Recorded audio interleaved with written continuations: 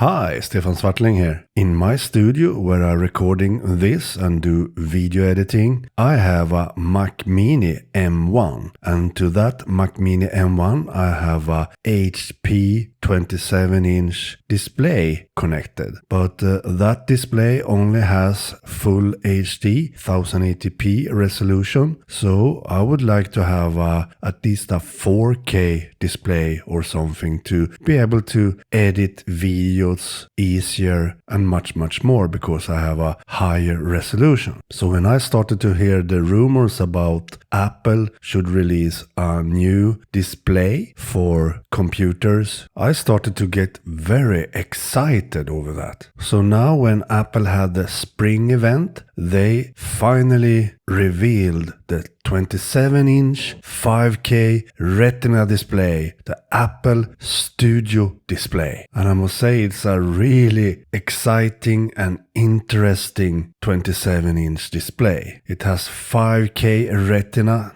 resolution. It has a 12-megapixel ultra-wide camera with center stage. It has 3 mics and 6 speakers that supports spatial audio. And it has a really nice stand. Actually, you can choose between 2 stands. One that you can raise the display higher and lower, and one that you only can tilt the display. But both stands looks awesome and is really beautiful. And the studio display itself is equipped with an A13 CPU, Apple Silicon built into a display. That's awesome, because that means that you can have features like center stage for the camera, spatial audio, and also Siri built into the display. And the 3 built-in studio quality mix makes the sound incredibly good when you are talking, for example in Microsoft Teams or Apple FaceTime or whatever. And the 6 speaker cinematic sound with spatial audio is a dream comes true. You have an excellent sound built into the display itself. Yes, it makes the display a bit thicker than normal, but I take that all day long if I can have the great speakers built into the display itself. And the studio display has a lot of different ports. You have 3 USB-C ports and 1 Thunderbolt port. To me, that is more than enough. So to me, this display is a dream come true. This is exactly the display I would like to have to my Mac Mini M1. And I think this display could last you about 10 years or so, because the display is so good, so you could have it for a very long time. So if you want the best display possible for your Apple devices, then this is the display you should buy, really. But now comes the only negative thing with this display, and that is the price. It starts at $1,600 US.